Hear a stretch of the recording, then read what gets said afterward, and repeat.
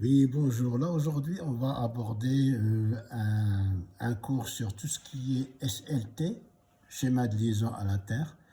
D'accord? Donc, ça concerne tout ce qui est protection des personnes dans ce schéma-là. Il faut savoir qu'il y en a schéma TT, IT, TN. D'accord? Donc là, aujourd'hui, on va aborder le schéma TT. Donc, il faut bien suivre le cours jusqu'à la fin.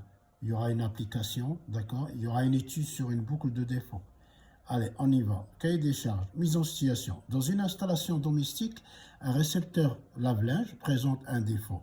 Ce défaut met accidentellement sa carcasse, la masse métallique du lave-linge, sous tension et provoque un danger important pour les personnes. On se propose d'étudier l'installation électrique de la maison pour comprendre les conséquences que peut provoquer un défaut et trouver le dispositif qui permettra de l'éliminer. Les données de l'installation sont les suivants. Alors, donc on est dans une installation domestique. Hein, ok, donc ici 230 volts alternatifs, calibre disjoncteur 25 ampères, la sensibilité de courant de défaut donc 500 mA, résistance de prise de terre RU80, type de local humide, buanderie par exemple, d'accord. Donc ici j'ai grossi un peu le schéma, hein, d'accord, c'est pour montrer un peu que les gens comprennent. Donc qu'est-ce qu'on voit ici? On voit la phase, d'accord, et le neutre. En fait, le neutre, vous voyez, est relié à la Terre. On voit ici le récepteur, la masse est reliée à la Terre. C'est pour ça qu'on dit schéma de liaison à la Terre, TT. Première lettre concerne le neutre relié à la Terre. Deuxième lettre, la situation de la masse, elle est reliée à la Terre. Donc c'est un régime TT. D'accord? Voilà. Il y a un défaut ici qu'on va étudier par la suite. Alors, on continue. Ici, le schéma, elle est là. Voilà. Donc, schéma de liaison à la Terre, donc TT, neutre à la Terre, masse à la Terre. Ce système de distribution du régime de neutre à la Terre employé par EDF, actuellement c'est ERDF, pour toutes les distributions d'énergie publique du réseau basse tension. C'est un régime TT. Donc, on voit ici, je répète, première lettre, le neutre à la Terre, deuxième lettre, la masse à la Terre. D'accord? Alors, qu'on peut dire que ici, voilà. Donc, ce régime est simple à installer et ne nécessite aucune surveillance particulière. Définition, donc, SLT-TT, deux lettres. La première, je viens de dire que représente la situation du neutre par rapport à la Terre. Ici, il est relié, donc c'est T. La deuxième lettre, c'est la situation de la masse par rapport à la Terre. On voit ici, d'accord? Donc, c'est un régime TT. On les voit ici, hein? Neutre à la Terre, masse à la Terre. Donc, c'est un régime TT. Donc, on continue ici, hop. Là, on a simulé un défaut. On voit ici que le défaut ici, la masse, la phase touche la carcasse, d'accord? Donc la masse est reliée à la Terre, donc le courant de défaut s'évacue par la Terre. Comme la Terre est conductrice, donc passe par la résistance du neutre, prise de terre du neutre, et ça boucle comme ça, d'accord? Ce qu'on appelle la boucle de défaut, c'est ça. Je répète, phase, ok, qui touche la masse. Comme la masse est reliée à la Terre, donc le courant de défaut passe par la résistance RU, d'accord, de la masse, ici, et remonte par la résistance prise de terre du neutre. Et ça s'appelle la boucle de défaut. Ok? Voilà. Ici, donc, on va faire un peu d'ingénierie. Hein. Donc, on va simuler, en fait, on va rapprocher le schéma qu'on a vu tout à l'heure par un schéma de laboratoire. Donc, le 230, c'est un générateur, d'accord? Le courant de défaut traverse la seule résistance, ici, RU, de masse, d'accord? Et il traverse la deuxième, la résistance de prise de terre du neutre, ici. Donc, ils sont en série, vous voyez? Ils sont en série. Ok? Donc, la loi d'Ohm, ID est égale U divisé par Rn plus Ru, d'accord? ID égale 230 divisé par 10 plus 80, prise de terre du neutre, et la masse ici, 80. on trouve un courant de défaut de 2,56 ampères. Donc c'est très élevé. Donc calcul de la tension de contact, ici UC, d'accord? Donc UC c'est RU fois ID. On voit ce point-là est le même que celui-là, donc cette tension il se trouve au bornes de RU. Donc UC est égal à 80 fois 2,56 qu'on a trouvé ici. Donc on trouve une tension de contact de 204,4 volts. Très dangereuse. D'accord? Voilà. Donc ici, on continue. Conclusion.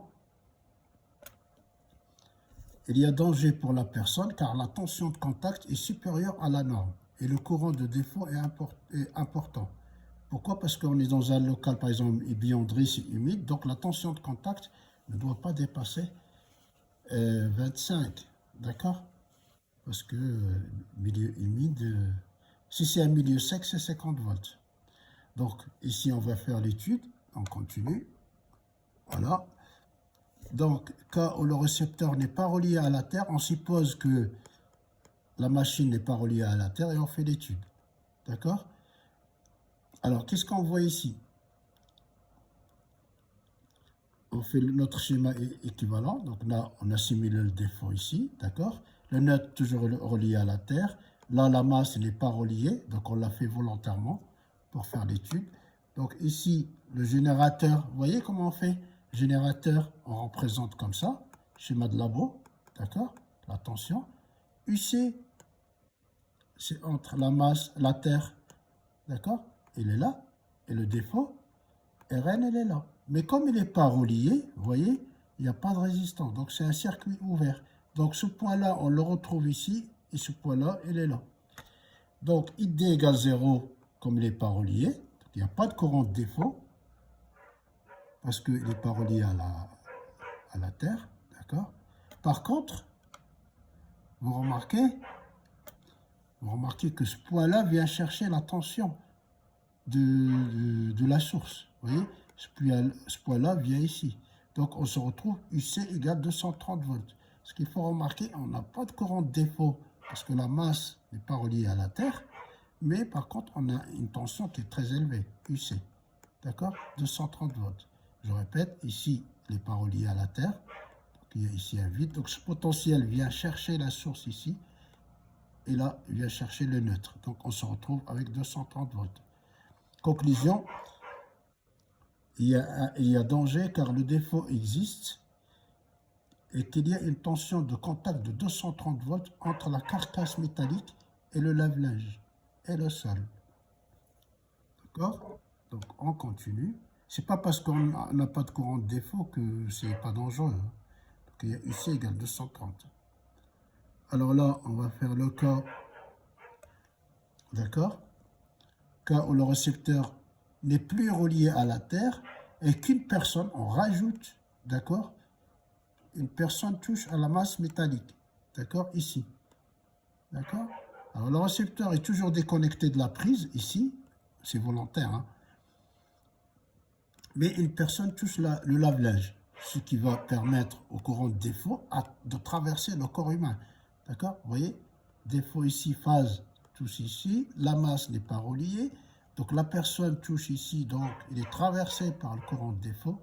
Courant de défaut, comme la Terre est conductrice, remonte par la Terre, d'accord? La prise de terre du neutre, vous voyez? Hop, et la boucle de défaut, elle est bouclée sur la personne. Donc les pointillés, c'est la boucle de défaut.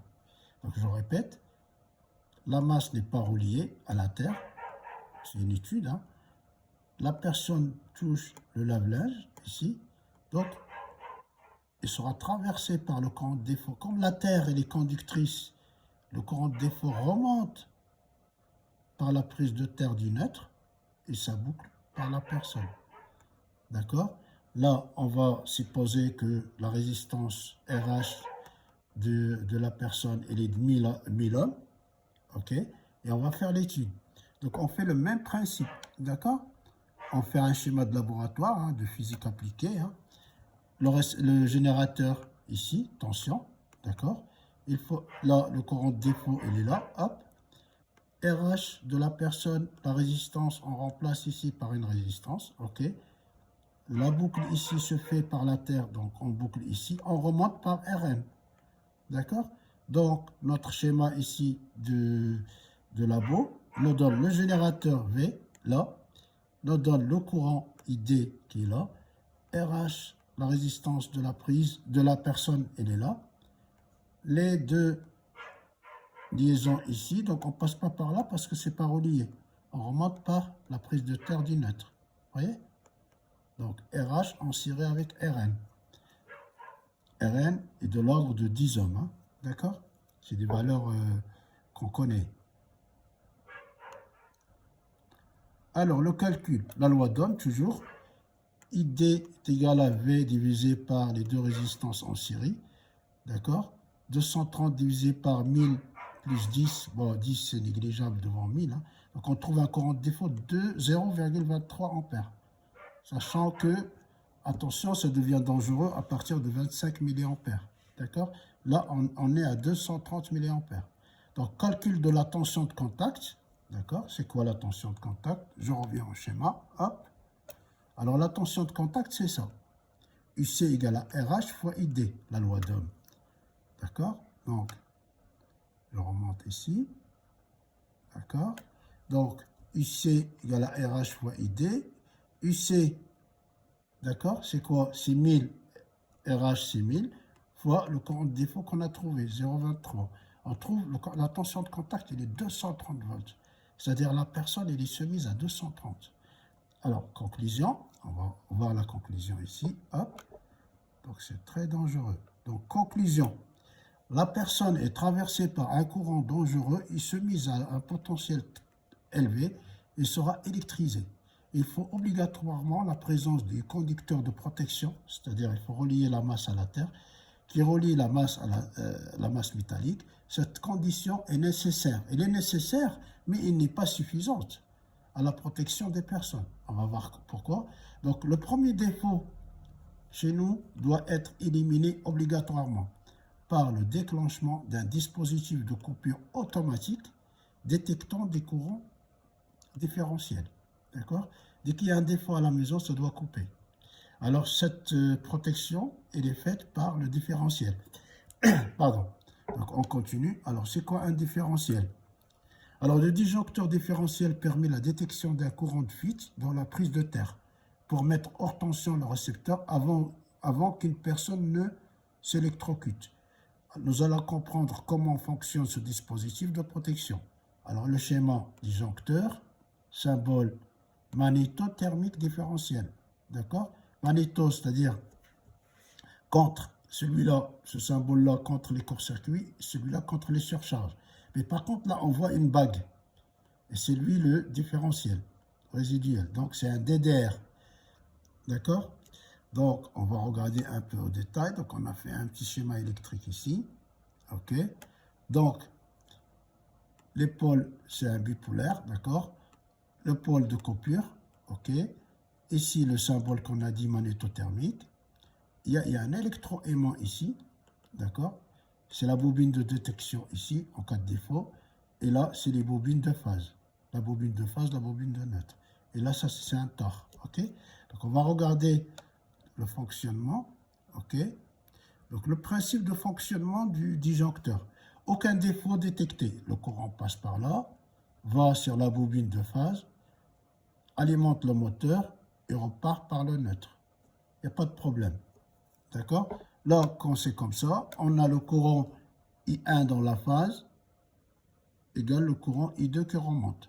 En l'absence de défaut, I1 égale I2. Les flux engendrés par les courants sont identiques.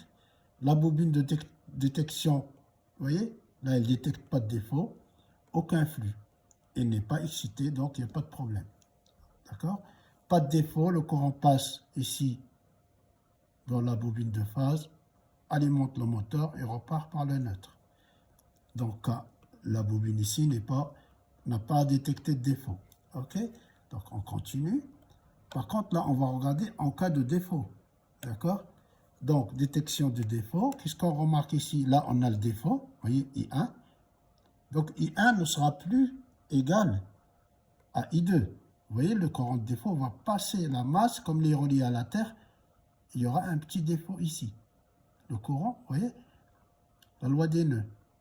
I1, le nœud il est là, on aura IF plus I2. À ce moment-là, la bobine K1, elle va détecter un flux.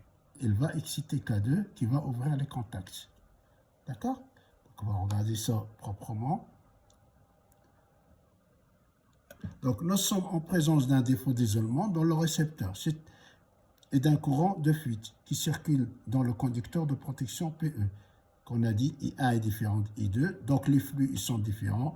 Donc, on élimine les défauts par le différentiel qu'on a dit tout à l'heure. D'accord? Donc, la détection se fait par la bobine K1 qui va exciter K2 et lui, il va ouvrir. Alors, c'est ce qu'on a dit ici. OK. Voilà, la bobine K1 détecte la différence de flux et excite K2 qui ouvre les pôles de disjoncteur. Vous voyez? Voilà. Voilà. Elle va détecter. Elle détecte le flux ici. Elle va exciter K2 qui va ouvrir ici. D'accord? Alors, après. Alors, conclusion. Qu'est-ce qu'on peut conclure? Le circuit de détection du différentiel va engendrer cet écart entre le courant sortant et le courant entrant, ouvrant ainsi les pôles d'équipement qu'on a expliqué tout à l'heure, sera automatique et hors tension. D'accord? Donc la sensibilité, maintenant la sensibilité des disjoncteurs, des différentiels. Alors la sensibilité, comment on peut l'expliquer? Par exemple, en pince comme ça, c'est une sensibilité. Donc là, on va regarder un peu par rapport à l'intensité. Alors la sensibilité désigne la valeur du courant de fuite ou courant résiduel I delta R de défaut pour lequel le disjoncteur se déclenche. D'accord? On va regarder ici moyenne sensibilité, 1 ampère, c'est 150, 500 milli. À la maison, en tête, on a 500 milli. D'accord? 300 milli, 100 milliampères. Après, on descend. Haute sensibilité. Par exemple, dans la salle de bain, donc on va mettre 30 milliampères. 12 milliampères, c'est-à-dire plus que c'est humide, plus qu'on va descendre, d'accord? Ici, alors, on a un tableau, d'accord? Comment choisir? Donc, pour que le dispositif différentiel remplisse sa fonction, il faut que la résistance de terre RU soit fonction de la tension de contact. Là, on a des exemples, d'accord? Si on prend la salle de bain, par exemple, c'est 30 milliampères, d'accord? Il faudrait que la tension limite soit inférieure à 25, d'accord?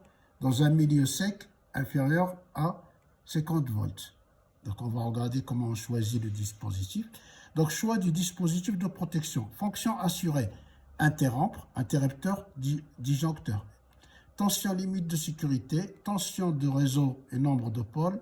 Ça, c'est les caractères, comment on peut choisir. Valeur de résistance de masse métallique, sensibilité. Alors, les règles. Alors, première chose, à savoir les règles. Comment on choisit? Alors, première règle, toutes les masses, d'accord, des matériels protégés par un même dispositif de protection doivent être interconnectés et reliés par un conducteur de protection PE à une masse, à une même prise de terre. C'est-à-dire, on relie les masses entre elles, d'accord, et on va à une seule même prise de terre. Deuxième règle, il faut respecter la relation. Donc, tension UL égale RA fois I delta R. D'accord? UL, c'est la tension limite. Dans un milieu sec, c'est 50 volts. D'accord? Dans un milieu humide, c'est 25. RA, c'est la résistance de prise de terre des masses. Et I delta R, c'est le fameux sensibilité. D'accord? Du disjoncteur différentiel. Troisième règle. Dans le schéma de liaison à la Terre TT, on a dit neutre à la Terre, masse à la Terre, on assurera la protection par un dispositif différentiel résiduel. Donc voilà, donc ici on va regarder, on a ici une application, on va regarder l'application ensemble. Application, mise en situation, on se propose le choix du disjoncteur différentiel en amont, d'accord, de l'installation qui assurera sans risque l'électrocution, la protection des personnes, d'accord. Donc on revient à notre machine à laver qui est là, la prise de terre du neutre 10 ohms, ça c'est des valeurs constantes en fait qu'on connaît, d'accord. RU de la masse 100 ohms, ok. RD, vous voyez ici, quand le fil, le défaut touche la masse, on a une résistance très faible, RD égale 0,1. On fait la tension de contact, c'est-à-dire qu'on va simuler ici que la personne vient toucher, UC. Donc, on va ici faire notre schéma de schéma électrique, le générateur, c'est-à-dire notre alimentation. Le courant de défaut va passer par RD, vous voyez, RD, il touche ici. Hop, la masse, comme la masse reliée à la Terre, le courant de défaut remonte. Alors, je répète, très important. Alors, ici, là, on a la masse, le courant de défaut touche ici, passe par la masse. Comme la masse est reliée à la Terre, ça passe par RU, la prise de terre des masses. Il remonte, la Terre, elle est conductrice, il remonte par la prise de terre du neutre, vous voyez, et ça boucle comme ça. C'est pour ça qu'on appelle ça boucle de défaut, des pointillés. Ça s'appelle la boucle de défaut. Alors, on va représenter ça pour notre étude, pour faire les calculs, d'accord? Le générateur 230, d'accord? On a une résistance, on a trois résistances, RD, d'accord? Comme le fil touche la masse ici, donc on a une résistance RD. On a RU, la résistance ici, d'accord, de la masse, prise de terre des masses. On a la résistance prise de terre de neutre, d'accord, 10 ohms, RU 100 ohms, RD 0,1. La loi d'Ohm, hein, d'accord, on applique la loi d'Ohm, d'accord. Donc, ID, pour trouver le courant de défaut, ID est égal à U divisé par la somme des résistances, ils sont en série. 230 divisé par 10 plus 0,1 plus 100. D'accord? On trouve ID égale 2,1 ampères. C'est des valeurs qu'on a ici. D'accord? Contact 0,1, RU de la masse 100 et RN, prise de terre du neutre. OK? Donc ici, donc du coup, on va regarder les valeurs. Donc on trouve un courant de défaut de 2,1 ampères. C'est très dangereux. D'accord? Alors maintenant, on calcule la tension de contact. OK? Donc je rappelle la tension de contact. Elle est là. UC.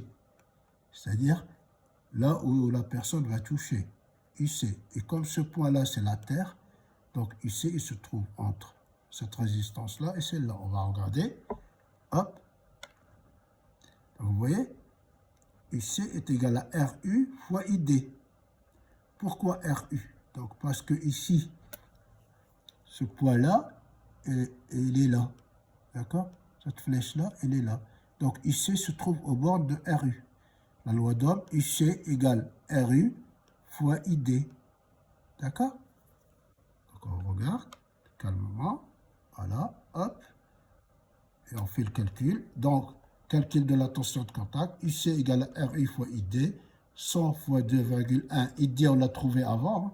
Je vous rappelle que le courant de défaut, on l'a trouvé juste avant. Vous voyez? Pardon, 2,1 ampères. D'accord? Et là, on fait le calcul pour IC. On trouve quand même une tension de contact de 210 volts. C'est très dangereux.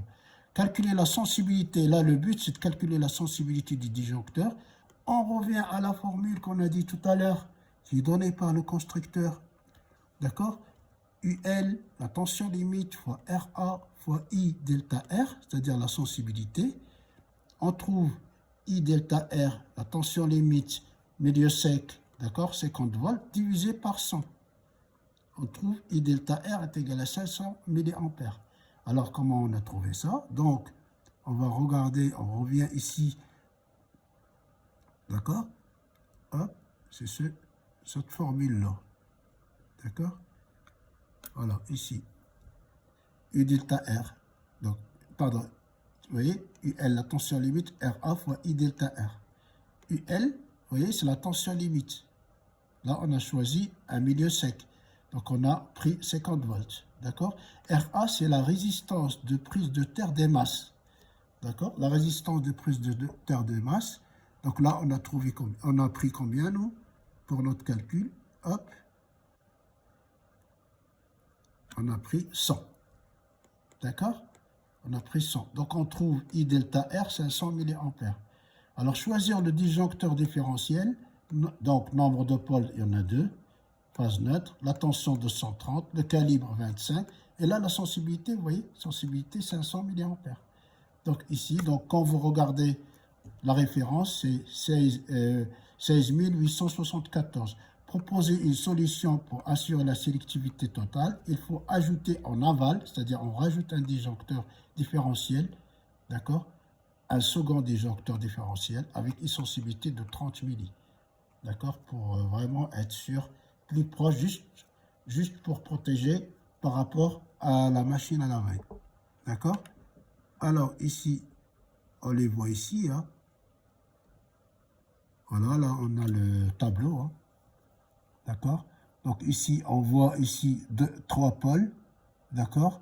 Et là, nous, on a choisi on avait choisi, on va regarder, on avait choisi on a dit 16 874, d'accord.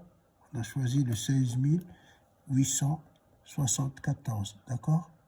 Donc, vous voyez, il y a les pôles, trois pôles, non, d'accord. 16 230, vous voyez. C'est celui-là, 500 milli. D'accord, 16 874. Voilà, merci de votre attention et à bientôt. N'hésitez pas à faire un like ou même peut-être un abonnement pour suivre la suite des cours. Allez, à bientôt, merci.